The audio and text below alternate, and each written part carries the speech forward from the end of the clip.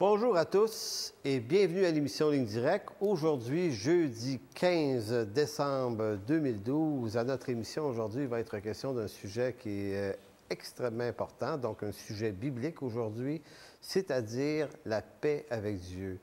Et par ce sujet-là, on veut signifier toute l'importance que cette doctrine, ce sujet-là peut avoir pour les croyants. En fait, ne pas comprendre la paix qu'on a avec Dieu, c'est probablement mal comprendre tout le reste de l'Écriture.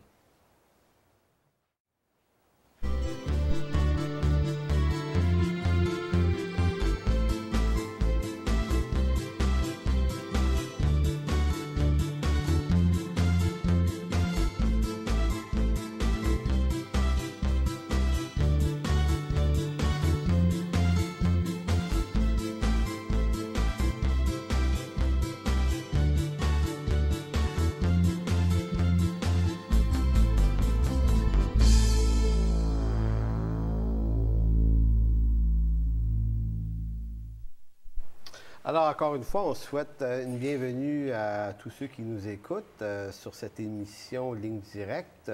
On vous remercie d'ailleurs d'être là. On vous encourage à nous encourager à faire connaître cette émission.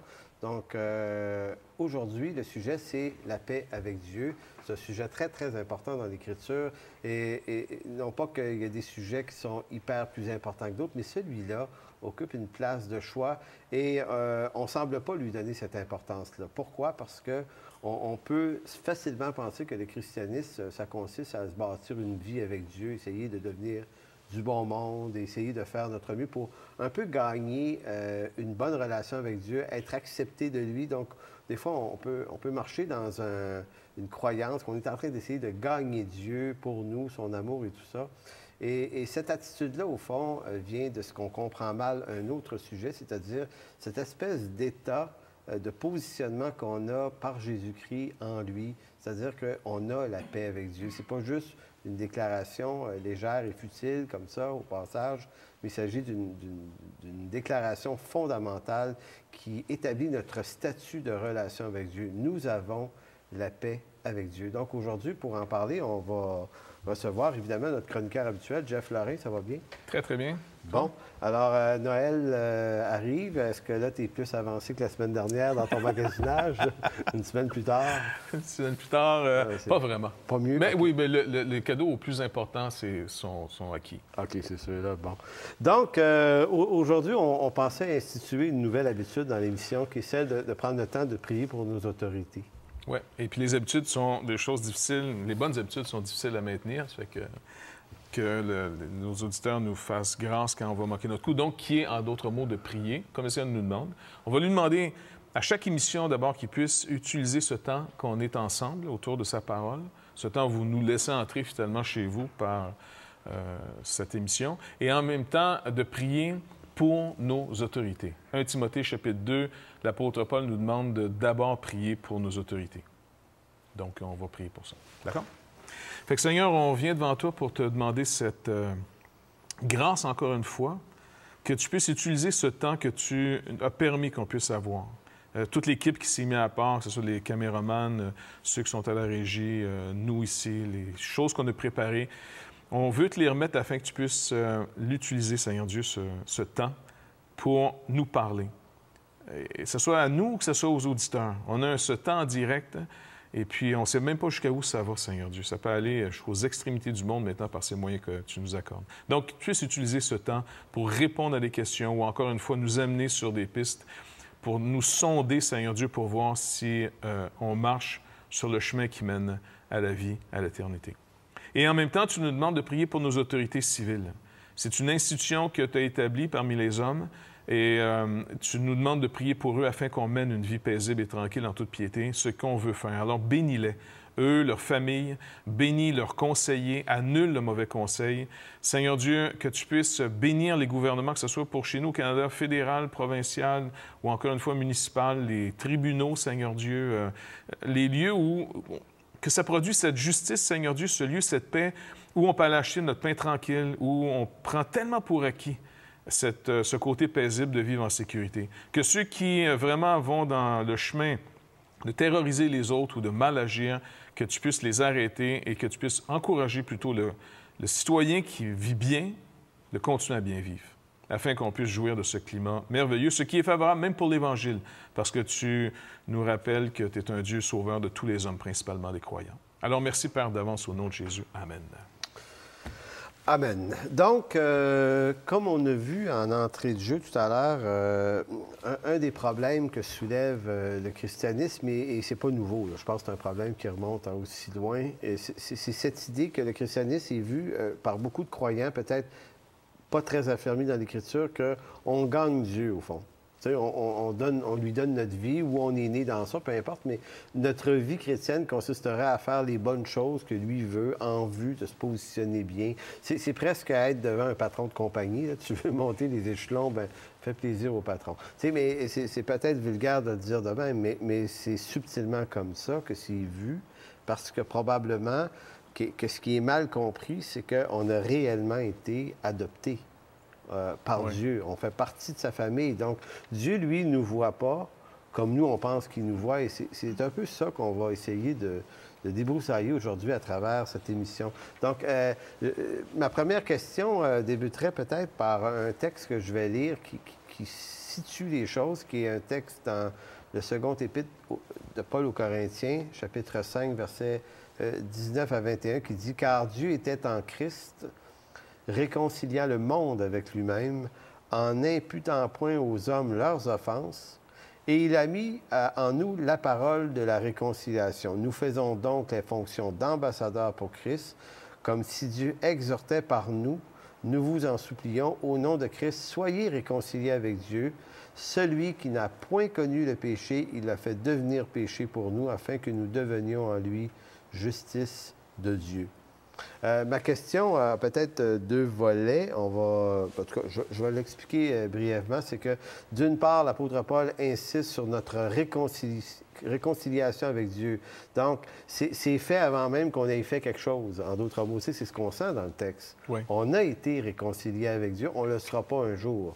Et si on a compris ça, on devient un serviteur de Dieu devient quelqu'un qui est porteur d'une parole de réconciliation pour les autres. Donc, c'est ça l'œuvre de Dieu. Donc, ça veut dire qu'on n'est pas là juste pour faire plaisir à Dieu, gagner sa faveur, gagner son amour, mais c'est une œuvre immensément plus sérieuse.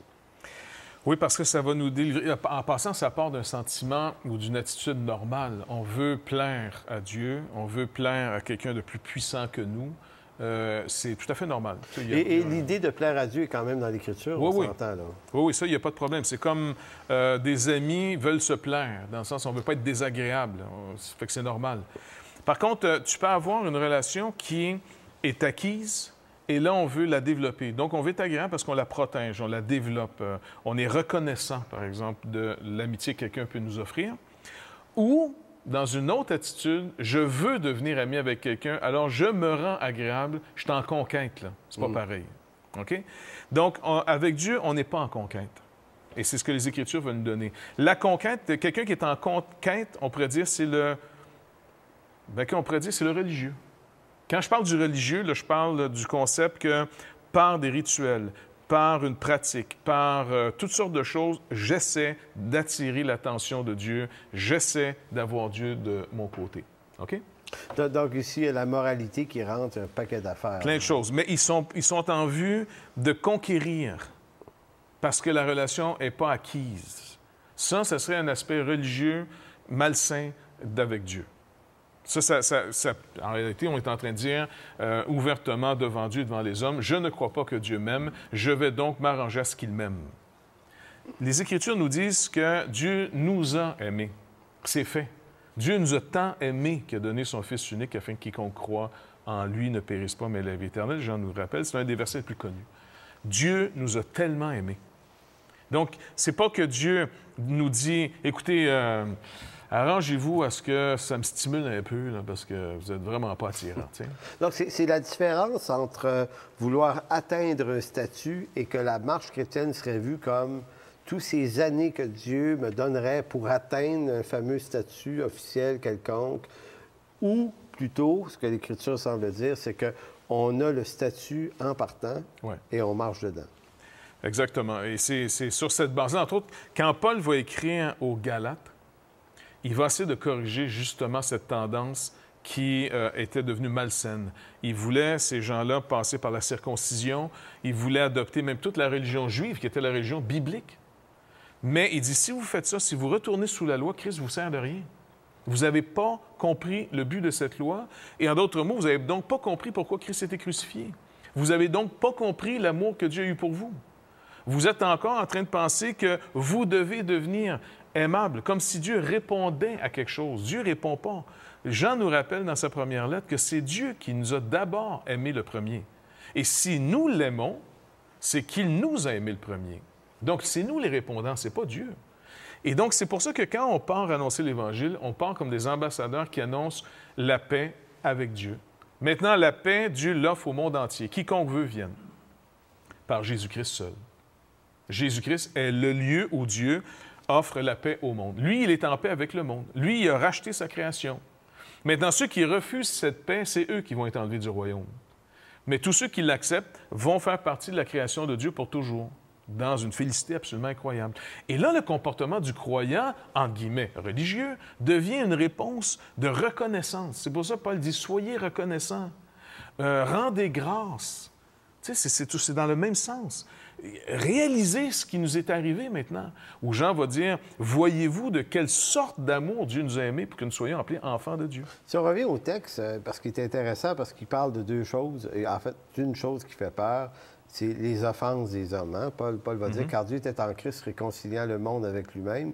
Et on voit, c'est passé, ça a été fait, là. Il était en Christ réconciliant le monde avec lui-même, en n'imputant point aux hommes leurs offenses. Ouais. Et c'est là, ici, qu'il y a quelque chose de complexe, parce que des offenses, il y en a encore, après la réconciliation. Donc, comment on négocie ça dans nos vies de croyants en relation avec Dieu? On dit, OK, Seigneur, tu as déjà, semble-t-il, réglé ça dans ma vie, mais c'est encore là. Et c'est quoi le rapport? Qu'est-ce qui vient nuire? Qu'est-ce qui vient affecter quoi dans ma position avec lui? Bien, d'abord, la position devant Dieu, c'est que je suis devenu un enfant de Dieu. Il y a eu la nouvelle naissance, la régénération. Et donc, par cette nouvelle nature, j'ai une nouvelle position devant Dieu. OK? Donc, je suis destiné, régénéré, donc sauvé par la parole de Dieu, au moins du Saint-Esprit. Je suis sauvé pour faire partie de la nouvelle création. Cette nouvelle création, elle est entièrement, on pourrait dire, refaite sur un nouveau principe, entièrement de Dieu, par Dieu et pour Dieu. C'est lui qui est l'auteur de A à Z de tout ça. Il ne nous laissera pas à nous, encore une fois, ce choix d'être pour lui ou contre lui.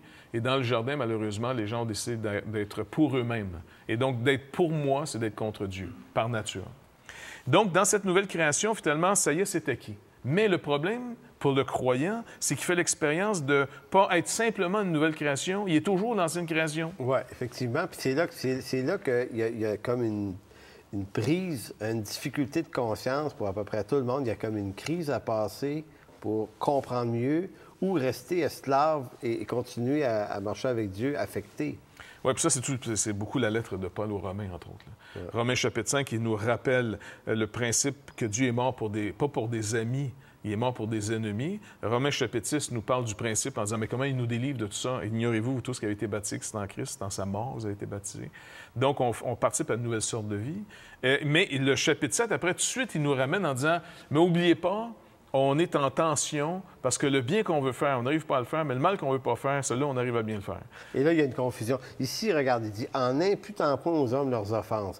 Ça laisse entendre, bon, bien, peu importe ce que je fais, ça n'a plus d'importance, il ne me l'imputera pas de toute façon. Oui, ça, c'est classique. Ouais. Donc, comment on sort de cette espèce de cercle vicieux de réflexion pour arriver à une vie chrétienne saine, équilibrée? Si quelqu'un, finalement, se dit, bon, mais puisqu'il ne me tient plus compte de mes fautes, et que la personne dit, bon, alors je vais faire ce que je veux, cette personne vient de montrer qu'elle n'a pas compris la réconciliation, elle n'a pas goûté la relation rétablie avec Dieu.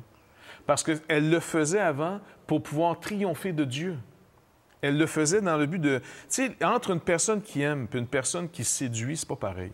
Entre une personne qui édifie et une personne qui va être, il y a une expression, le flatteur. Le flatteur est beaucoup plus agréable qu'une personne qui aime, qui veut édifier. Parce que le flatteur va trouver la manière de dire les choses qu'il sait que tu veux entendre.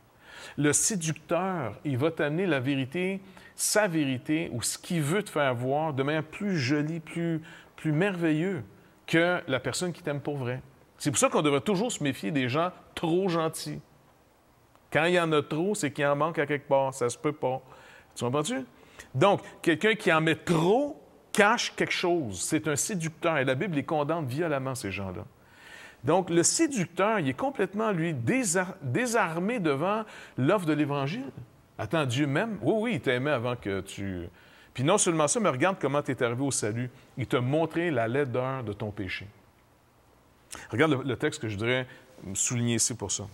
Paul rappelle dans Romains chapitre 5, il dit qu'on est justifié par la foi, puis on a la paix avec Dieu par le Seigneur Jésus-Christ. OK? Ça, c'est le verset 1. Après ça, il dit, on a eu accès à cette foi, ou par la foi, à cette grâce dans laquelle on demeure ferme. Donc, ça ne peut pas être autre chose que cette grâce. Une grâce, c'est une faveur non méritée. OK? Ce n'est pas une faveur que si tu fais tant de prières, si tu donnes tant d'argent, si tu assistes à tant de cultes, si tu, je ne sais pas, tu fais telle affaire, la grâce va venir. Non, une grâce, c'est une faveur que tu ne peux jamais mériter, jamais acheter, jamais saisir par toi-même. Elle est offerte gratuitement. OK? Et on demeure ferme dans cette grâce. On ne l'achète pas avant, on ne la mérite pas avant, on ne la mérite pas pendant, puis on ne la mérite pas après. On ne la rembourse pas non plus. On ne la rembourse pas. C'est pas le style « prenez maintenant, payez plus tard ». Ouais. Non, tu sais, c'est gratuit, c'est un don gratuit. Il dit de plus, il dit « nous glorifions même des afflictions ». Sachant que l'affliction produit la persévérance, la victoire dans l'épreuve, et cette victoire, l'espérance. Or, l'espérance ne trompe point, parce que l'amour de Dieu est répandu dans nos cœurs par le Saint-Esprit qui nous a été donné. Il y a toute une étude à faire là-dessus, assez fantastique, mais pour faire très court, ici, les épreuves, c'est pour nous montrer la fidélité de Dieu, et non pas nous, si on est capable de toffer ça jusqu'à la fin, on va mériter l'espérance. Pas du tout. Si on persévère, on demeure ferme dans cette grâce, dans l'épreuve, qui nous dit le contraire. Non, je pense que Dieu ne t'aime pas. Regarde, tu n'as pas des bons sentiments, tu n'es pas correct. Non, demeure ferme dans cette grâce qui est venue par Jésus-Christ et non par tes œuvres. Tu vas voir comment Dieu rend manifeste qu'il t'aime. Et puis là, il dit, cet amour qui va te rendre manifeste, Dieu, cet amour-là produit une espérance qui ne peut pas te tromper parce que c'est bâti sur lui et non sur comment toi, tu es digne d'être aimé ici. Et là, il va continuer à développer. Il dit, car, verset 6, lorsque nous étions encore sans force, ça dit sans force, là, c'est pas fort, tu comprends? Sans force. Christ, au temps marqué, est mort pour des impies. Des impies, c'est pas tellement le fun de se faire traiter d'impies. Mais c'est pour des impies qu'il est mort. Donc, qui est un sauvé? Celui qui a vu qu'il était un impie. Si quelqu'un se pense une bonne personne encore, puis Dieu sauve une bonne personne, elle n'a pas saisi comme il faut saisir. Le salut n'est pas clairement établi. Là, tu n'as pas réalisé qui Dieu a racheté. Là. Donc, ces gens-là peuvent être des gens charmeurs envers Dieu. Ils peuvent devenir affectés, bizarres. Oublie pas, pense à quelqu'un de très, très charmant. Il devient quasiment un clown. C'est quasiment un bouffon. Ils sont exagérés, ces gens-là. Pense à une prostituée, quand. Ça, là, c'est vraiment le stéréotype le plus énorme que souvent les Écritures nous montrent. Une prostituée, elle donne l'impression d'être supérieure à ta femme en tant que personne qui va te donner de l'affection. Mais dans sa vraie vie, jamais cette femme-là va s'habiller comme ça, puis qu'elle va parler, puis qu'elle va marcher comme ça. Tu comprends-tu? Elle charme, c'est une business qu'elle est en train de faire. Elle veut ton cash. Je veux dire, c'est un travail. Donc, ces gens-là deviennent quasiment devant Dieu des gens qui veulent le tromper, le charmer. Tu vas dire, tu me prends pour qui, toi, là? Tu penses-tu, finalement, que je t'aveugle à ce point-là? Je suis pas mort pour un ami, là. Je suis mort pour un impie. Donc, si on résume cette première partie, au fond, c'est que l'œuvre de Dieu consiste pas en ce que nous, on a aimé Dieu, mais c'est que lui nous a aimé le premier, mais il nous a, par son amour, placés dans une position. Donc, après la pause, on va revenir juste préciser des choses sur notre position, notre état en Jésus-Christ. J'aimerais rappeler que si vous désirez nous écrire, vous avez des questions, on est en direct ce matin.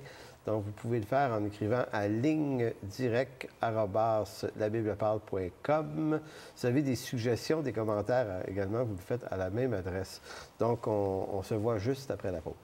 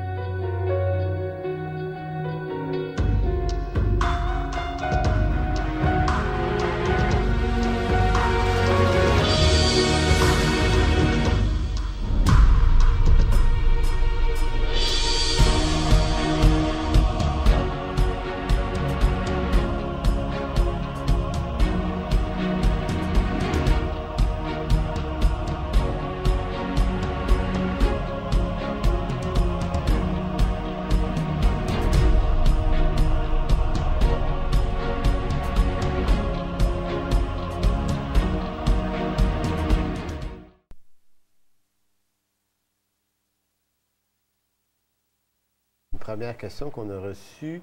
On aimerait prendre le temps de saluer les auditeurs qui nous écoutent un peu partout à travers le Québec, mais notamment des auditeurs qui nous écoutent depuis la France maintenant.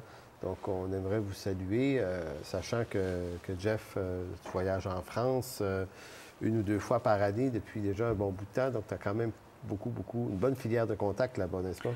Oui, puis je leur dois aussi beaucoup parce que c'est eux qui m'ont annoncé l'Évangile il y a plus de 30 ans. Dans le sud de la France, c'est là que j'ai entendu l'Évangile. Fait que vraiment, je suis très reconnaissant. Et quelles sont les régions que tu visites rapidement comme ça, là, quand tu vas là-bas? Là? Principalement le sud vers Nîmes, Codognan, petit village de Codognan, entre autres. Vauvert aussi, je travaille avec l'église de Vauvert, réformée évangélique. Chambéry, Dijon, Lyon, on pense à Agen, à Auch, Montauban, Montpellier. Ouais. En gros. Beaucoup de contacts. Donc, si tu veux bien, on va passer à une question qu'on vient de recevoir, qui est assez longue, merci. Donc, M. Dufour de Sherbrooke qui dit « Dieu nous demande dans sa parole d'être soumis aux autorités. Je ne remets pas en question cette ordonnance, mais j'aimerais avoir plus de lumière sur ce commandement.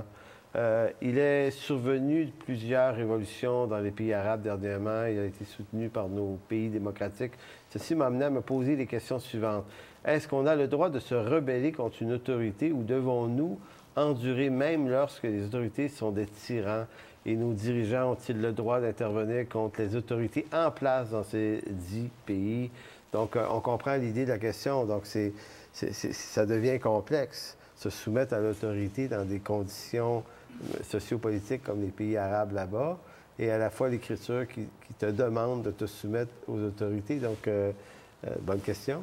Oui, c'est une bonne question. Et puis, j'aimerais répondre sur un plan important. Si on a développé une pensée qui est issue de la chrétienté plutôt que de la vie chrétienne, alors on a finalement un principe de royaume. Et là, c'est là que ça se gâte un peu. Le chrétien ne doit pas apprendre à penser à partir de la chrétienté, mais à partir de la parole de Dieu. Quand je parle de chrétienté, je parle d'un système, d'un État, de pays dits chrétiens versus ces pays non chrétiens. Et comme si ça justifiait certains pays dits chrétiens d'avoir une philosophie, une politique plus juste que d'autres pays en question. Est-ce que la démocratie, finalement, est meilleure que je ne sais pas moi, la monarchie? Est-ce que la monarchie est meilleure que, je ne sais pas moi, tel autre système? L'histoire jugera sur tous ces systèmes humains qui sont, en passant, la parole de Dieu nous laisse une assez grande liberté là-dessus. Notre philosophie, c'est sûr, derrière les valeurs judéo-chrétiennes, c'est que l'individu a de la valeur, une grande valeur devant Dieu, puisque Dieu a tant aimé qu'il a donné son Fils pour lui. Par contre, l'autorité, il faut avoir du respect pour l'autorité parce que l'autorité, c'est une institution divine. OK? Donc, ses origines reviennent à ce que Dieu délègue aux êtres humains ce principe qu'un troisième parti devrait gérer finalement entre deux autres. Donc, on ne peut pas prétendre qu'au nom du fait que l'autorité en question ne serait pas croyante, qu'on lui devrait moins de respect. Ce n'est pas l'idée que Paul exploite dans 1 Corinthiens, dans l'Épître aux Romains. Soyez soumis à toute autorité. Il parlait des Romains, là, lui. Il parlait des Romains, puis les Romains n'étaient pas chrétiens, tu comprends? Les Romains, même à la limite, à l'époque, n'étaient pas reposants non plus. Donc, il faudrait plutôt trouver comment les chrétiens ont fait, eux, à l'époque, puis je parle des vrais, là, ceux qui ont vraiment saisi le message, qui en sont morts pour ce message. Ils ont eu une manière de faire que l'Empire romain, qui était l'empire le plus puissant qu'on a jamais connu, a été finalement démoli, mais pas par eux, mais par un comportement, par une nouvelle manière d'être. Et moi, je pense que, encore une fois, quand le christianisme s'est fait attaquer par l'islam au temps de Charlemagne, par exemple, eh bien, il se retrouvait à combattre physiquement une armée. Bon, c'est le problème des hommes entre eux autres, comme ça continue aujourd'hui. On sort d'une guerre avec l'Irak, où les présidents américains voyaient finalement comment la bonne Amérique s'en va renverser le méchant régime de Saddam Hussein. Et puis, à un moment donné, on s'est aperçu des années plus tard que pour arriver à tout ça, c'était truffé de mensonges, le pétrole est derrière tout. Donc, soyons très méfiants des solutions rapides. Et je pense que ça va nous demander à nous, les chrétiens, une sérieuse réflexion. Encore une fois, il y a deux manières de réfléchir le problème. Vous réfléchissez le problème à partir de la chrétienté, c'est pas pareil. La chrétienté, c'est le système philosophique qui en est découlé. du christianisme. Ce qu'on recherche, nous, c'est des vrais chrétiens, de savoir maintenant qu'est-ce qu'attend de moi le Seigneur devant des autorités injustes. Et dans les Écritures, on a certains modèles, comme l'apôtre Paul ou encore l'apôtre Pierre et Jean devant le Sanhédrin. Et ils nous ont montré qu'il y avait en eux un aspect très respectueux de l'autorité, mais mon obéissance est très responsable. Et ça, c'est pas pareil, parce que pour des chrétiens, on tombe dans deux extrêmes. Au nom, finalement, de la soumission, j'obéis à tout. Là, tu deviens très dangereux parce que tu n'assumes plus la responsabilité de ton obéissance. Et ça fait ton affaire de ne pas avoir à te lever debout. Exactement. Ouais. Et l'autre extrême, c'est le chrétien qui se paye le luxe, finalement, de toujours être en rébellion au nom qu'il est dit, voyez, plutôt de... Qu'est-ce qui est sage de me soumettre à vous ou plutôt qu'à Dieu? Et ils prennent leurs désirs souvent pour les désirs de Dieu. Et ils s'exemptent d'obéir à la société dans laquelle ils sont. Ça, c'est deux extrêmes qui sont très dangereux. Et puis, je pense qu'il y a vraiment une recherche sérieuse à faire sur les Écritures dans ce domaine-là. Donc, revenons à notre sujet du jour, la paix avec Dieu. Et j'aimerais qu'on poursuive, si c'est possible, sur la question de la position en Christ. Chez nous, les évangéliques protestants, c'est un sujet qui revient. Oui. On a une position en Jésus-Christ. On est appelé enfant de Dieu, on ne le sera pas un jour. Donc, j'aimerais que tu commentes un peu cette idée que on est d'abord placé dans un état, on pourrait presque dire un état légal. On a été adopté. C'est un geste, un acte légal. Dans nos sociétés, si tu adoptes un enfant, il devient le tien, là. Oh oui. Tu es le parent complètement. Puis c'est ça, la relation. Tu vas développer une relation père-fils avec lui. Donc, Dieu, dans l'Écriture, reprend exactement la même image à travers l'apôtre Jean pour dire « Nous sommes maintenant devenus enfants de Dieu ». Et il répète même dans le texte de 1 Jean 3 « Et nous le sommes ». En voulant dire, voyez-vous... Vous avez une idée, les gars, là, c'est ça qui est ça. Maintenant, c'est ça qui est le point de départ. Oui. Et puis, pour tous ceux, donc, qui ont cru en lui, comme Jean le dit aussi dans son introduction de son évangile, tous ceux qui ont cru, qui l'ont reçu, il leur a donné finalement ce pouvoir, cette autorité de devenir enfants de Dieu. Donc, c'est une position d'abord. Et cette position, elle est bâtie sur la justice de Dieu et non sur la mienne. Il y a beaucoup de gens qui ont des difficultés à comprendre cet aspect-là parce qu'ils n'ont pas encore abandonné l'idée qu'ils sont... ils n'ont pas abandonné cette idée qu'ils sont justes. Ils sont sûrs que Dieu a sauvé une bonne personne. La journée que tu réalises que Dieu a sauvé un impie, là, tu dis, mais sur quelle base que tu m'as reçu? Je suis pas digne de toi. Est-ce qu'on pourrait dire que c'est là que la foi, le geste de foi est posé, c'est-à-dire j'ose croire autre chose que ce que je semble ressentir? Non seulement ressentir, mais même voir. J'accepte. C'est comme si j'accepte le message. Dieu me dit, écoute, je t'adopte, je te sauve, je te pardonne sur la base d'un autre. Je te reçois dans ma présence sur la base de Jésus-Christ. Je suis donc devenu un juste, mais pas par la mienne, ma justice, mais par la justice d'un autre. Pour moi, la justice de Jésus-Christ, c'est une justice passive. Ma justice à moi, on va l'appeler une justice active. Je peux la bâtir, j'en ai plus ou moins. Je peux être meilleur dans un domaine qu'un autre, moins bon dans un autre domaine. Okay? Dans le domaine de la justice active, ça varie d'un individu à un autre. Dieu dit, je ne bâtirai pas de relation de te sauver sur la justice active quand tu vas être perdu. Donc, je te sauve sur la justice passive, en d'autres mots, celle de mon Fils Jésus-Christ. Et le croyant doit apprendre à faire confiance à cette justice passive, celle de Christ, et c'est sur cette base-là qu'on est reçu. Par exemple, quand un chrétien prie, remarquez, le Seigneur dit, quand vous allez prier en mon nom, c'est pas une formule magique de dire « au nom de Jésus ». Il y a des chrétiens, des fois, qui en font quasiment de la magie. Au nom de Jésus, au nom de Jésus, au nom de Jésus. Tu dis, OK, calme-toi, il l'entend. Ça, c'est le abracadabra chrétien. Oui, tu sais, puis ça en est ridicule. Ça devient des formules quasiment... en d'autres mots, si tu as oublié de le dire, tu vas aller te remettre à genoux pour faire. Oui, en passant, j'ai oublié, au nom de Jésus. Ah, c'est le temps. Puis le Seigneur, une chance, parce que le temps était quasiment écoulé, là, tu sais. Ça n'aurait pas marché, il aurait perdu ton temps. Oui, mais on est superstitieux, on ne réfléchit pas. Quand le Seigneur dit, vous allez prier en mon nom, vous allez demander en mon nom, il dit en d'autres mots, vous allez bâtir cette nouvelle relation, non pas en votre nom, en votre capacité, en votre justice ou injustice, vous allez bâtir maintenant cette nouvelle relation avec mon Père sur ma justice. Est-ce qu'on pourrait dire que On doit comprendre davantage l'œuvre de Dieu à partir de ce que Dieu a fait pour nous, plutôt que ce qu'on peut faire pour Dieu. Ce qu'on pourra faire pour Dieu, on va le faire aussi. Oui. Mais tu vois, on est adoptés, on est ses enfants. Dans Jean 14, le Seigneur avait dit, je vous ai même bâti des demeures. Vous avez même, c'est déjà, je ne sais pas si tu comprends, vous êtes adoptés, la maison est déjà, vous avez une demeure dans la maison du Père. Et il dit, je ne suis pas un menteur. Si ce n'était pas vrai, je ne vous l'aurais pas dit. Donc, on entre avec Dieu dans un, si je pourrais dire ça, un package, là. Ça nous précède. Ouais. Dans d'autres mots, je suis invité à quelque chose que je n'ai pas réalisé qui a été fait pour moi. Christ a payé la dette une fois pour toutes il y a 2000 ans. Et si Donc, c'est fait, là. C'est pas quelque chose qui va être à être à venir. C'est fait. En Jésus-Christ, tout est fait. Et du jour qu'on est racheté, on lui appartient.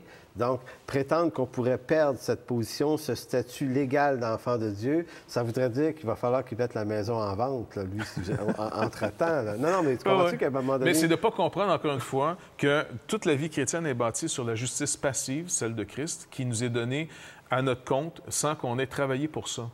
Une personne qui pense qu'elle peut perdre ces choses-là pense qu'elle est en train de le bâtir ou le maintenir sur sa justice active. Donc, elle n'avait pas la paix avec Dieu. Elle n'avait pas la paix avec Dieu. Elle est en charme, elle est en conquête. Ouais, c'est ça. Elle est en train d'essayer de séduire Dieu. Elle est en train de dire, tu fais une bonne affaire de me racheter, toi, là? Ouh, tu en vas? Tu sais, mon pauvre toi, tu n'as pas vu ce que je rachetais. Je rachète un impie, je rachète finalement quelqu'un qui est sans force, je rachète un ennemi, je rachète finalement quelqu'un qui me hait. Est-ce que tu pourrais lire, justement, relire ce texte-là? C'est dans Romains chapitre 5. Ouais, ça Il dit, « Car lorsque nous étions encore sans force, Christ est mort au temps marqué pour des impies. À peine mourrait-on pour un juste. » Il dit « à peine », Paul dit « à peine on meurt pour un juste. Quelqu'un peut-être mourrait-il pour un homme de bien. Mais Dieu prouve son amour envers nous en ce que, lorsque nous étions encore des pécheurs, Christ est mort pour nous. À plus forte raison, donc, maintenant que nous sommes justifiés par son sang, serons-nous sauvés par lui de la colère. Car si, lorsque nous étions ennemis, il n'y a pas grand-chose d'encourageant là-dedans, la date, nous avons été réconciliés avec Dieu par la mort de son Fils, à plus forte raison, étant réconciliés, serons-nous sauvés par sa vie. Donc, je dis, écoute, tu peux pas, là, c'est assez clair comme portrait. Si moi, je me déclare chrétien, personne ne peut dire, attends, tu te prends pour qui pour dire que tu es sauvé? Bien, je me prends d'abord pour un impie, pécheur, ennemi de Dieu, qui a été aimé par ce Dieu, et ce Dieu a donné Jésus-Christ à ma place. Il a déchiré le voile, me dit, tu vois ce que j'ai fait pour toi? Et j'ai simplement craqué en disant, bien, merci beaucoup. Qu'est-ce que tu veux que je fasse de plus? Donc, quand quelqu'un dit « Ah, vous êtes donc orgueilleux de penser que c'est juste vous autres qui l'avez », mon pauvre toi, c'est pas être orgueilleux, c'est de voir clair. Okay. C'est ceux qui refusent Jésus-Christ qui sont orgueilleux en train de dire « Moi, je mérite pas ça ». Bon, tu mérites pas ça, tu mérites des claques, tu mérites la mort. J'essaie d'être poli, là, je sais pas. Ouais, tu comprends? Les gens comprennent tellement pas que Christ n'est pas mort pour des amis. OK, mais ça amène une question, par exemple. J'essaie de me calmer. Si tu lis ce texte-là, certains croyants vont le comprendre un petit peu autrement. Ils vont dire, c'est ce que nous étions. Maintenant, depuis que tu es justifié, ça ne devrait plus être pareil. Là. Tu devrais être devenu un saint. Alors, tu réponds quoi à ça? Je leur dis, oui, je suis devenu un saint. Maintenant, qu'est-ce que vous entendez par un saint? Quelqu'un qui est juste par lui-même ou quelqu'un qui est d'abord et avant tout justifié? Celui qui avait la meilleure formule pour comprendre la vraie vie chrétienne dit, en passant, je suis 100% un pécheur et je suis en même temps 100% un justifié. Je suis 100% un juste et je suis 100% un pécheur. Sur la base, encore une fois, de l'œuvre que Christ a faite pour moi. Maintenant, ce que je désire, c'est d'entrer dans une relation de reconnaissance. Reconnaître l'amour que Dieu a eu pour moi et reconnaître qui était le moi que Dieu aimait, afin que ça brise l'arrogance, ça brise cette rébellion que j'avais contre Dieu, ça brise de vouloir vivre que pour moi-même et que je commence finalement à vivre en reconnaissant l'amour que Dieu a eu pour moi. Écoute, le Saint-Esprit va nous diriger à vraiment aimer ce Dieu. Il verse l'amour de Dieu pour nous parce que Dieu, il dit, regarde, je vais permettre les épreuves dans ta vie. Tout le monde en a des épreuves. Tu n'as pas besoin d'être chrétien pour en avoir. Tu sais, tout le monde a des épreuves. Dans ces épreuves, je vais te demander de rester ferme dans cette grâce que je t'ai apportée en Jésus-Christ. OK? Continue à me faire confiance. Que ce n'est pas sur la base que tu es si gentil que ça que je t'aime, c'est que moi, j'ai décidé de t'aimer librement et j'aime un être qui était mon ennemi et je vais en faire, moi, un ami. C'est l'amour que Dieu a pour moi qui va me transformer d'ennemi en ami de Dieu. Je vais briser sous l'amour qu'il a pour moi. Je vais briser sous la patience qu'il a de me pardonner. Je vais briser de voir comment il pourvoit mes besoins. Et même, je vais être rassuré qu'il va m'arrêter dans ma démence. S'il faut, par amour, je vais mourir avant le temps. Ce que l'Épître aux Hébreux nous dit, on est le sujet de la correction de Dieu parce que Dieu châtie ceux qu'il aime. Donc, même la discipline de Dieu sur ma vie va être de voir que Dieu m'a vraiment pris à cœur. Il m'éduque maintenant. Donc, mais jamais en vue de mériter ou de mériter ce qui a été fait pour moi une fois pour toutes en Jésus-Christ. Donc, ça change toute la relation qu'on appelle souvent la communion avec Dieu, notre rencontre avec lui. Ouais. Si on a la paix avec Dieu, et quand je préparais l'émission hier, je regardais dans les dictionnaires juste qu'est-ce que veut dire le mot « paix ». Autant à partir du langage original de l'Écriture, mais aussi, vous allez voir le Larousse, et paix revient souvent sous deux angles. Le premier, c'est que la paix, c'est l'arrêt des hostilités. C'est ça, la paix, d'une part. Mais quand on va plus loin, la paix, c'est aussi un état dans lequel on se retrouve après qu'il y ait eu arrêt des hostilités. Donc, la vie chrétienne, elle doit se vivre dans un état comme celui-là, c'est-à-dire, je constate, je saisis ma paix, je me place dans cette paix-là, et là, je découvre. Exactement. On est en paix avec Dieu par Jésus-Christ. Alors, cette paix, elle est assurée par Jésus-Christ. Le Canada, par exemple, est en paix par peut-être des traités internationaux, par une armée, pas par moi tout seul dans mon pays, là. Moi, je jouis d'un état de paix par un ensemble. C'est pas moi.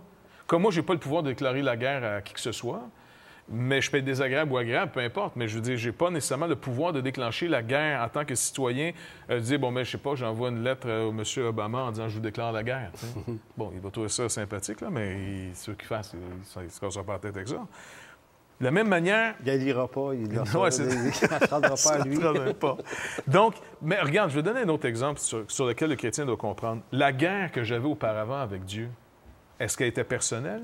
Jusqu'à un certain point, peut-être que oui. Mais est-ce qu'elle me précédait? J'étais en guerre par nature avant que je sois né. C'est depuis Adam qu'on est en guerre avec Dieu. Donc, c'est pas moi personnellement. C'est ça. C'est l'humanité. C'est l'humanité est en guerre devant Dieu.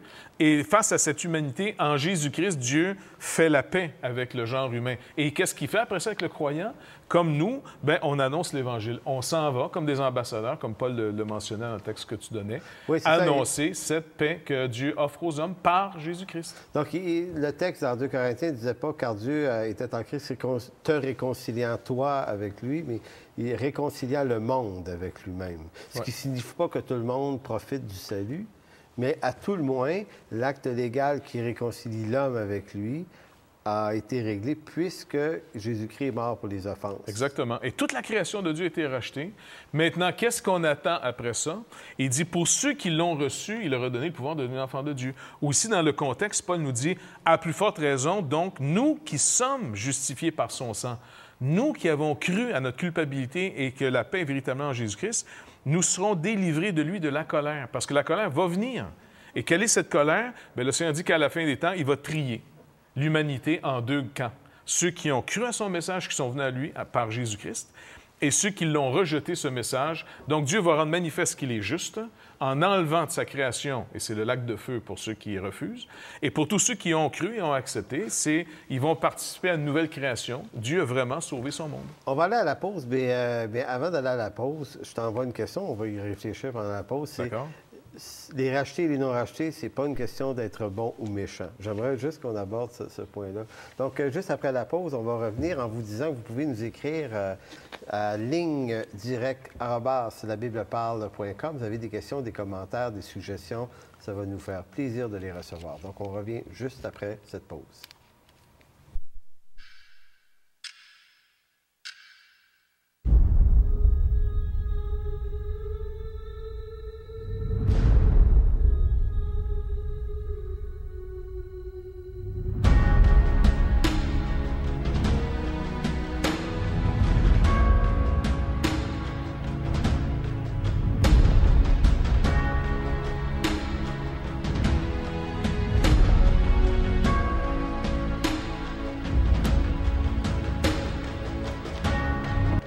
Une chose, c'est qu'on va sur place, On achète la nourriture nécessaire, on achète les équipements nécessaires.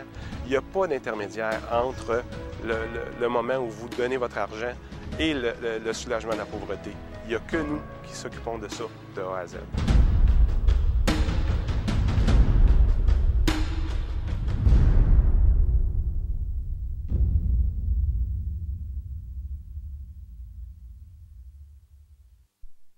De retour à l'émission Ligne directe. Donc, juste avant la pause, tu nous as amené à un endroit très précis, là, de les racheter, les non rachetés, ce jugement dernier, ceux qui sont jugés pour la vie éternelle et d'autres qui reçoivent une vie éternelle moins intéressante, mais qui est dans un lac éternel de feu. Et le concept qui vient facilement à l'esprit, c'est qu'il y a forcément, et les bons et les méchants, forcément les méchants, c'est ceux qui vont dans le lac éternel de feu, et à la fois, les bons chrétiens vont aller... Mais Jésus-Christ lui-même, à un moment donné, il va déstabiliser l'ordre des pharisiens, donc les religieux du temps, en leur disant, les prostituées, les voleurs et tout ça vont vous devancer. Donc, il y a un renversement de situation, qui est vraiment important à comprendre. Oui, oui. Parce qu'encore une fois, comment on entre?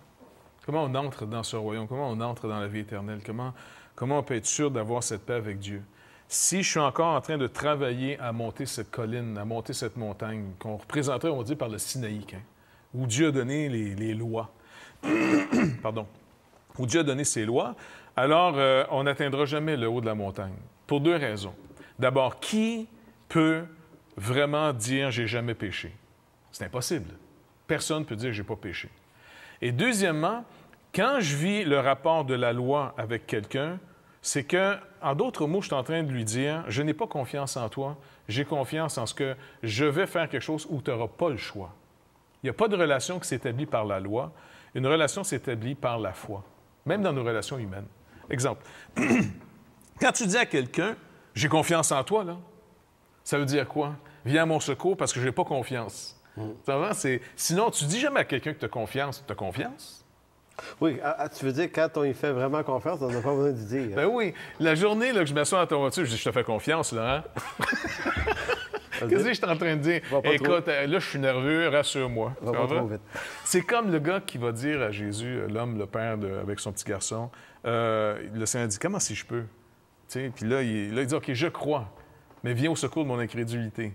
Il fait l'acte de dire, OK, je te fais confiance, mais rappelle-toi, je suis terrorisé puis je comprends plus rien. J'ai pas confiance, mais je te dis, je te fais confiance. Donc, la loi va toujours me séparer de celui. Un mari ne peut pas aimer sa femme par la loi. La relation même de l'amour implique inévitablement un rapport de confiance, de foi. Si quelqu'un essaie d'aimer l'autre par la loi, c'est qu'il est en train d'essayer de le battre sur son terrain en disant « m'a t'aimer plus que tu m'aimes, m'a te rendre coupable ». Tu sais, il y a des gens qui te rendent service, puis tu n'es jamais rendu service. C'est un endettement, là. C'est un endettement. Tu ne veux pas des gens comme ça autour de toi. Ils ne savent pas donner gratuitement. Ils sont en train de devenir bons, ces gens-là, et ils ne réalisent pas qu'ils signent partout qu'ils veulent être bons parce qu'ils envoient une facture à tout le monde. On n'est pas bien. Puis dès que tu ne rencontreras pas ce qu'ils veulent de la relation, ils boudent, ils font des crises, ils manipulent. Pourquoi? Hey, tout ce que j'ai fait pour toi, c'était pas supposé être gratuit, ça, cette affaire-là? Ah, voilà la facture. Donc, avec Dieu, il n'y a pas de facture possible. Donc, quelqu'un qui essaie d'être bon pour être sauvé n'a pas compris le but de la loi. Le but de la loi, comme Paul le dit peut-être justement dans Romains, mais un peu plus tôt, au chapitre 3, il dit, le but de la loi, c'était de rendre manifeste le péché. C'était de rendre le péché condamnable. C'était pas pour régler le problème du péché. Ça ne règle pas le problème du péché. Donc, la raison qui fait que Jésus va dire que les voleurs, les prostituées vont devancer les bonnes personnes, c'est parce qu'un pécheur le sait plus. Exactement. C'est comme quelqu'un qui est bien malade et qui vomit. Il va aller plus vite à l'hôpital que celui qui est en train de mourir d'un cancer puis il ne sait pas pantoute parce qu'il n'y a pas de symptômes. Ouais. Si tu veux, on va aller vers une deuxième question qui nous arrive. Monsieur Grenier, donc j'ai beaucoup apprécié l'émission diffusée sur la propagande et son application à la question sur la justice qui oppose les deux paliers de nos gouvernements. On doit parler provincial, fédéral ici. Une question est demeurée dans mes pensées depuis. Le positionnement du gouvernement du Québec est-il le seul à être propagandiste dans cette histoire? Non, pour être honnête, bien sûr que non. Je veux dire, toute personne a sa forme de propagande. N'oublie pas, la propagande, c'est un peu de faire une communication qui va agir sur une masse pour les faire agir dans une certaine direction. L'éducation, l'instruction, c'est différent. Donc, ça s'adresse à l'individu pour qu'il comprenne. Donc, non, je suis pas en train... Puis en plus, je suis même pas en train de dire que la propagande, c'est négatif. La propagande, c'est une forme de communication qui agit beaucoup plus sur l'individu pour le faire agir sur lui, faire une impression sur lui, que de l'instruction. Donc, autant le gouvernement du Québec a sa propagande que d'autres gouvernements fédéraux ou américains ou français ou suédois. Ou quelques partis politiques qui vont prendre futurement le pouvoir. C'est pour ça qu'ils ont toujours des petites... Oui, ils ont toujours des petites phrases clés, là, tu sais. Oui, tout à fait. Non, c'est... Et puis, je suis pas en train de même... Je veux même enlever le concept, c'est bon ou pas bon. La propagande est une forme de communication. Il faut juste la démasquer pour dire, attends, est-ce que je suis en train d'agir volontairement parce que je suis éclairé puis j'assume l'action que je vais faire, ou je suis en train d'agir parce qu'en réalité, c'est une propagande qui m'amène à agir parce que je vais rester dans la gang? C'est pas plus compliqué que ça, là. La journée là, que je commence à entamer le chemin de devenir responsable de mes actions, sachant que je vais rendre compte de ces actions-là, là, je commence à être plus méfiant envers moi-même, en train de dire, attends, est-ce que tu le fais volontairement? Encore une fois, par exemple, est-ce que quelqu'un va aller se faire avorter parce qu'elle est vraiment d'accord avec ça, puis tu as un enfant, il n'y a pas de problème du tout, ou tu dis, non, je le fais parce que je me cache derrière une propagande, parce que je me cache dans une masse, là, je me cache dans une foule pour aller faire un avortement, parce qu'au fond, je serais contre. T'es-tu contre ou t'es pour? Donc, c'est dans ce sens-là qu'il va falloir provoquer les gens, surtout dans nos églises, à devenir responsables. Même dans la foi, est-ce que tu es au niveau de la propagande de notre foi ou tu es vraiment au niveau, finalement, de la croyance de notre foi? Sais-tu ce que tu crois? Comprends-tu ce que tu lis? Un peu comme quand Philippe a abordé l'eunuque, là, tu sais, qui repartait chez lui, il lisait les Écritures, il était rendu dans nos passages d'Ésaïe 53. Et là, à l'époque, on faisait la lecture à haute voix. Et puis Philippe l'entend lire ce texte. Et là, il l'aborde en disant, est-ce que tu comprends ce que tu lis? Et l'autre, il avoue, non, sais-tu, je ne comprends pas. Est-ce que le prophète parle de lui-même ou d'un autre? Et à partir du passage, Philippe lui enseigne, le met clair, au point que le gars voit tellement clairement qu'il voit un lieu d'eau. Il demande, est-ce que je peux maintenant être baptisé? Parce que j'y crois, là. Et donc, il y a un danger aussi dans nos églises d'être au niveau de la propagande. T'es-tu ici parce que tes amis sont là? T'es-tu là, comme on disait à une certaine époque? T'allais-tu à l'église parce que tout le monde allait à l'église, puis la journée que personne n'y va, tu n'y vas pas? Donc, t'es le suiveux d'avant, là. T'es aussi indigne de confiance qu'avant. Il y avait peut-être quelques vrais athées qui, eux autres, avaient décidé des croyants de cette religion. Ça ressemble à l'histoire que tu nous contais quand tu as arrêté de fumer. Là, il y avait cette espèce de même dynamique-là. Oui. Quand je fumais, pourquoi j'ai commencé à fumer? C'est pas parce que c'est bon. Il n'y a pas un fumeur qui va me dire « Moi, j'aimais tellement fumer. » Non, quand tu as commencé à fumer, c'est une forme de rébellion. C'est une forme de masque. Tu joues au grand. Bref, la gang dans laquelle je me tenais fumait. OK? Puis moi, vu que finalement, je me cache dans une masse, qu'est-ce que j'ai fait? Bien, comme toi, poisson, j'ai commencé à fumer. Ça va dire? Fait que là, je fume pendant une couple d'années. Bon, parfait. Puis moi, on est accroche. Maintenant, quelques années plus tard, je me convertis. Mais là, je change de gang. La nouvelle gang, là, les vrais de la nouvelle gang, là, c'est pas ceux qui fument, c'est ceux qui fument pas. Puis les losers de la nouvelle gang, c'est ceux qui fument. Fait que là, moi, je vais arrêter de fumer. Puis là, je suis chrétien. Écoute, j'ai toutes les raisons du monde pour dire pourquoi je devrais arrêter de fumer. Fumer, c'est péché, puis ça. Écoute, je me faisais imposer les mains, je priais, je jeûnais, j'arrêtais régulièrement de fumer parce que je me disais, hey, c'est pas bien. Et jusqu'à ce qu'à un moment donné, il y a quelque chose qui est venu m'éclairer de manière tellement spectaculaire que, moi, je présume que c'est le Seigneur, là, bien, chacun l'interprétera comme il voudra, là, mais ça faisait 3 jours que j'ai arrêté de fumer, une de mes nombreuses fois où j'ai arrêté de fumer. Et puis là, je craque, puis je m'en vais au magasin m'acheter des cigarettes, j'en peux plus. Là. Puis là, c'est comme si dans ma tête, dans ma rébellion, dans mon esclavage, je crie au Seigneur en disant, écoute, ben si, arrête-moi, tu sais, délivre-moi. Et ça se passait justement en France? Oui, en France, en 78, je pense. Je restais à Nîmes à l'époque chez M. Ouard. Tu étais très, très, très jeune dans ce temps-là. Ouais, 19 ans, 18 ans. C'est juste pour dire que c'était encore jeune. Et puis, anyway, ça pour dire que je marche, et là, je me dis, pourquoi tu me délivres pas? Puis j'ai l'impression que le Seigneur se sert d'une situation pour me montrer quelque chose de clair. Je me vois pourquoi je commence à fumer, et je me vois pourquoi je vais arrêter de fumer, et c'est la même motivation. Et c'est comme si le Seigneur me dit non. Que tu fumes ou non, t'es off. Tu comprends-tu? Ouais. J'avoue, là, que même si j'arrête de fumer, je le fais toujours par le même esprit.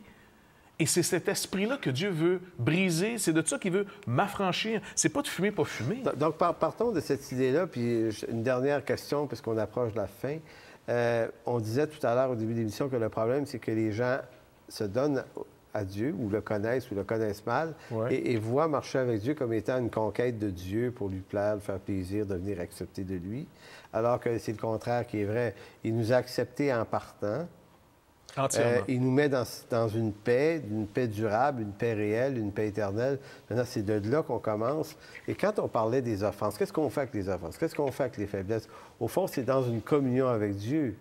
Maintenant qu'on est en train de trouver une liberté quand même de ces choses-là. Première étape avec l'offense, quand on l'a fait, c'est comme Jean nous dit, on la confesse. On se met d'accord avec Dieu que c'est une offense, envers Dieu d'abord, et envers les autres aussi, si j'ai blessé d'autres personnes. OK? Donc, je m'accorde avec Dieu d'action en action, de pensée en pensée. J'abandonne un ancien système de pensée qui pouvait condamner ou justifier pour adopter maintenant la parole de Dieu comme étant ma norme. OK? Si le monde se donne des droits, mais que moi, Dieu ne me les a pas donnés, c'est pas parce que le monde s'est donné des droits de faire quelque chose que moi, j'ai le droit de dire, bien, c'est légal dans mon monde. Moi, j'ai la seigneurie de Christ au-dessus de toute chose. Et c'est ça, un chrétien de tous les temps. Si les chrétiens se faisaient tuer au temps des Romains, c'est qu'ils déclaraient que ce n'était pas César qui avait le dernier mot sur la justice, c'était Jésus-Christ. Il était le roi des rois, le Seigneur des seigneurs. Donc, je m'accorde. Et si je confesse mes fautes et mes transgressions, la parole de Dieu me dit, il est juste et fidèle pour me pardonner et me purifier de toute iniquité. Donc, mes fautes sont d'abord mises en lumière devant lui parce que Dieu veut m'apprendre à marcher dans la lumière que lui habite. Et non, il ne s'en vient pas dans la mienne, il ne s'en vient pas dans mes ténèbres. Donc, on cherche la liberté, non pas simplement par... On n'est plus dans la crainte du rejet, mais on est plutôt dans une dynamique de vouloir savoir mieux, connaître mieux. Exactement. C'est toute la différence. Écoute, à la limite, on pourrait quasiment dire, on est dans une recherche d'une plus grande condamnation. OK, explique-moi ça. Parce que finalement, je veux entendre de manière encore plus claire ma totale justification par Christ et non, encore une fois, par ma force personnelle. C'est plus arrêter. Là, au fond, quand j'ai vu que si j'arrêtais de fumer, je deviendrais dans le nouveau groupe, le petit pharisien. Pourquoi tu veux arrêter de fumer pour monter en haut de la montagne, faire partie de la clique qui mène? Et qui condamne ceux qui n'ont pas Et qui condamne ceux qui fument pas, ceux qui fument, c'est-à-dire. C'est Tu comprends-tu? Là, le Seigneur dit non, tu prends pas ce chemin-là. Mais Seigneur, l'autre chemin, je peux pas le prendre. Moi, là, j'étais pris entre fumer ou pas fumer. J'étais pas libre de l'esprit qui m'animait. Jésus-Christ, c'est autre chose. Quand je te disais que c'est pas du plus ou du moins de la même affaire, mais que la vie éternelle, c'est autre chose. Jésus-Christ, c'est un autre chemin. Seigneur, veille si je marche sur le chemin qui mène à la vie. Tu sais, comme Jésus dit, le chemin qui mène à la vie, il est petit, peu l'ont trouvé. Large et spacieux, le chemin qui mène à rien, qui mène à la ruine. Et beaucoup de gens sont toujours dans l'esprit du monde, mais ils vont tendre vers le bon côté en pensant que c'est ça que Dieu veut. C'est pas ça que Dieu veut. Dieu, c'est Jésus-Christ ou pas Jésus-Christ. Là est la question. Celui qui a le Fils a la vie. Voilà. Celui qui n'a pas le Fils de Dieu N'a pas la vie. n'a pas la vie. Et la colère demeure sur lui. Ouais. Donc, c'est une question, est-ce que vous avez réalisé le rapport, le contact, le lieu de rencontre qui est Jésus-Christ? Et Jésus-Christ, Paul va dire aux Corinthiens, même crucifié. Le lieu de la condamnation. Donc, c'est pour ça que ma vie, c'est étrange. Contrairement à avant, où j'essayais de devenir meilleur, puis peu importe les systèmes. Quand j'ai commencé à fumer, c'était pour devenir meilleur. Aussi bizarre. C'était les normes, c'était des règles, c'est ainsi de suite. Il y a tous les petits systèmes dans lesquels on peut se retrouver, puis sont différents d'un système à un autre, ont leur code, leur système de justice que tu peux réussir ou échouer. En Jésus-Christ, c'est totalement autre chose. On pourrait presque dire, tu sais, que dans un sujet, juste avant d'aller à la pause, là, le sujet de l'heure, c'est la violence dans les écoles. Donc, la gang de violence, c'est encore un truc de gang. Mais le danger, c'est que s'ils traversent l'autre bord, décident de devenir des non-violents, ils vont refaire une autre gang. Ouais. Ils vont devenir violents dans leur non-violence. Encore là, on est toujours pris dans la même chose. Ils vont devenir des faux doux. Ils vont être en réaction au mal. On n'est plus en réaction, on est en action parce que Christ a rétabli la relation avec nous et c'est le fruit de l'Esprit après. Donc, on va aller vers la dernière pause avant la fin de l'émission. On vous rappelle que vous pouvez nous écrire, ligne directe, @labibleparle.com. Vous avez des questions, vous pouvez nous les envoyer, comme les auditeurs aujourd'hui, nous les envoyer pendant la semaine. Donc, il n'y a pas de problème. On les reçoit, on les lit, on les commente. Donc, on revient juste après cette pause.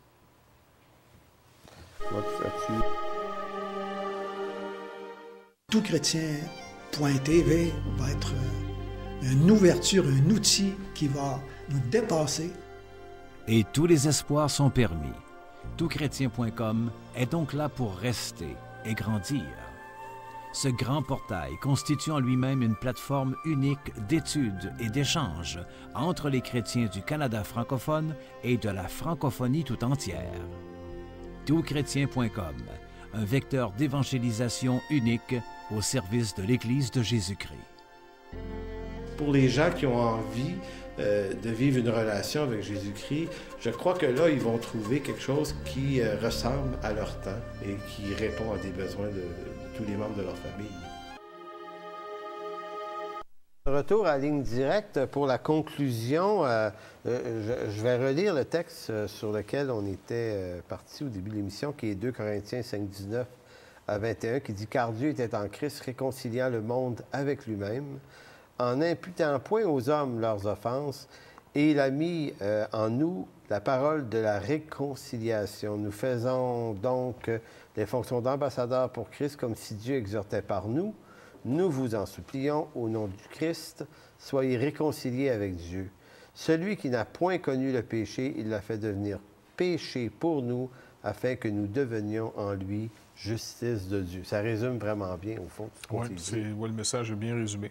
Et c'est pour ça que même aujourd'hui, on fait encore, par pure grâce, parce que le Seigneur nous le commande de le faire, donc c'est par délégation d'autorité, on encourage et on supplie les gens de se réconcilier avec Dieu par Jésus-Christ. De ne pas prendre le chemin d'essayer de devenir meilleur d'abord, mais de vraiment abandonner toute voie où on espérait que c'était pour arranger les choses. C'est ça la repentance. Abandonnez tout autre chemin, toute autre manière de faire. Tournez-vous vers le Seigneur Jésus-Christ. Soyez prêts à entendre votre condamnation pour, tout de suite après, entendre que Christ est mort justement pour un ennemi, pour vous, pour payer votre dette. Donc, la condamnation précède toujours l'annonce du pardon. Et dans ce pardon annoncé, les gens commencent une relation que Dieu lui-même a rétablie avec nous. Ce n'est pas nous qui la rétablissons avec Dieu, c'est lui qui l'a rétablie avec nous, sur la base de sa justice. Car Dieu ne peut pas laisser impunis les péchés. Donc, Dieu demeure juste en condamnant son Fils, tout en justifiant celui qui vient à lui par ce même Fils, Jésus-Christ. Et au fond, le texte, puis c'est là qui est intéressant, si on était réconcilié avec Dieu, l'œuvre de Dieu dans nos vies maintenant, c'est pas de devenir du bon monde, mais c'est de devenir à notre tour des réconciliateurs, des ambassadeurs pour lui. Donc, on va redire ce qu'on a vécu. Puis il y a un travail d'affranchissement qui va se faire dans nos vies. Il va nous affranchir des anciens systèmes. Il va nous affranchir de notre colère, de notre rébellion contre Dieu qui a fait des péchés. Et puis, il nous affranchit parce qu'il va nous délivrer de cette peur du rejet. Et tranquillement, on va devenir des gens dans la paix. Et dans la paix, dans un amour véritable que Dieu a pour nous, on change. On se détend. Il y a quelque chose d'autre qui va se produire dans nos vies. C'est la paix. La paix. On a d'abord la paix avec Dieu et en plus, il vient nous habiter. Christ vient habiter le croyant. Et cette nouvelle sorte de vie qui se fait par l'Esprit de Dieu produit une autre sorte de fruit. La paix, la joie de savoir maintenant je suis sauvé. Fruits de l'Esprit, hein? Les fruits de l'Esprit de Galatiens. Donc, on va juste prier avant de terminer cette émission, si vous voulez bien. Alors, Seigneur, mon Dieu, on veut te dire vraiment merci, Seigneur, pour ces richesses de ta parole que cette parole nous donne, Seigneur. C'est vraiment un grand trésor de pouvoir la lire, la connaître, la contempler tout à fait librement dans ce pays, Seigneur. Et merci de bénir tous ceux qui nous écoutent et que ça puisse être pour nombreux des auditeurs qui nous écoutent, qui nous regardent, le salut également. Merci de bénir dans le précieux nom de Jésus. Amen. Amen. Alors, merci à tous et à la semaine prochaine.